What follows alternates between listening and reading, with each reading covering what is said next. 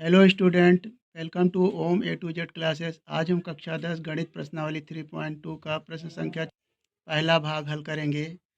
प्रश्न इस प्रकार से है, निम्न रैखिक समीकरणों के युग्मों में से कौन से युग्म संगत या असंगत हैं? यदि संगत हैं तो ग्राफीय विधि से हल कीजिए। समीकरण है x प्लस वाई बराबर 5 और दूसरा समीकरण है 2x प्लस 2y बराबर 10। तो हम समीकरण को हल करके संगत और असंगत की स्थिति जानेंगे और जो संगत होंगे उन्हें ग्राफीय विधि से हल करेंगे। तो आइए हल करते हैं। समीकरण है यक्स प्लस वाई और इस 5 को इधर लाएंगे, बराबर की इधर से हो जाएगा -5 बराबर 0। इसे मान लेते हैं समीकरण नंबर 1। वहीं समीकरण 2 है 2x प्लस 2i और 10 को बराबर की इधर लाएंगे तो -10 बराबर हो जाएगा 0। ये समीकरण 2 हो गया। अब लिखेंगे समीकरण 1 की तुलना a1x plus b1y plus c1 बराबर 0 से और समीकरण 2 की तुलना a2x plus b2y plus c2 बराबर 0 से करेंगे। यहाँ पे देखें a1 समीकरण 1 में x का गुणांक 1 है और y का गुणांक भी 1 है, तो यहाँ पे a1 बराबर हो जाएगा 1। लिखेंगे यहाँ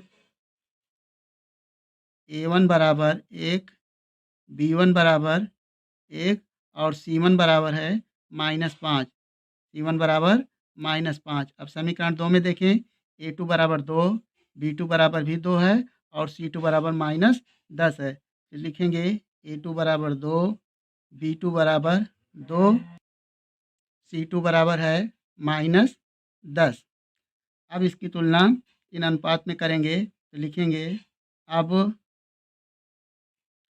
a1 अपान a2 बराबर हो जाएगा 1/2 और b1 अपान b2 बराबर भी हो जाएगा, एक b1 है 1 और b2 भी है 2, तथा c1 अपान c2 बराबर है -5 अपान -10।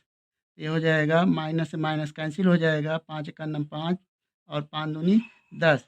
यहाँ पे देखें तीनों अनुपात क्या हैं, बराबर हैं, यानी a1 अपान a2 बराबर 1/2, b1 अपान b2 बराबर भी 1/2 और c1 अपान c2 बराबर भी 1/2 है। तो लिखेंगे चूँकि 1 अपान a2 बराबर b1 अपान b2 बराबर c1 अपान c2।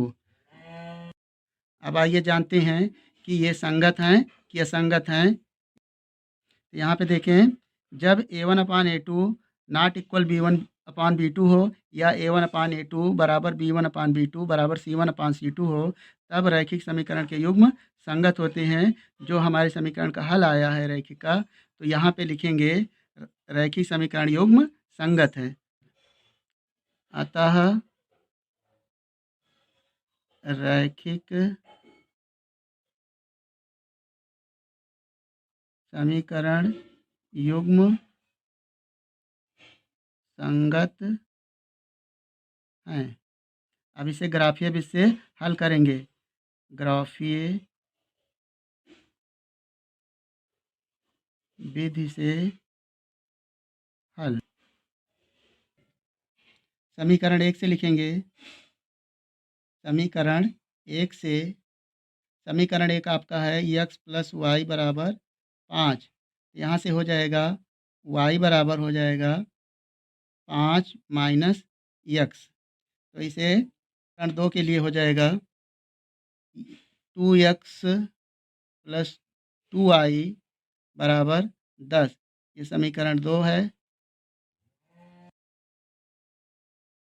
यहाँ से 2y 10 माइनस 2x, यह हो जाएगा y बराबर हो जाएगा 10 माइनस 2x बटे 2।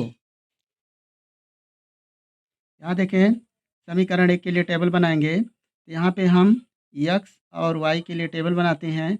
जब x का मान 0 लेंगे तो y का मान आएगा 5, 5 में से 0 जाएगा तो 5 आएगा। और x बराबर अगर ये 1 लेते हैं तो 5 में से 1 जाएगा तो हो जाएगा 4। वहीं x बराबर यदि 2 लेते हैं तो वो हो जाएगा 5 में से 2 जाएगा तो 3।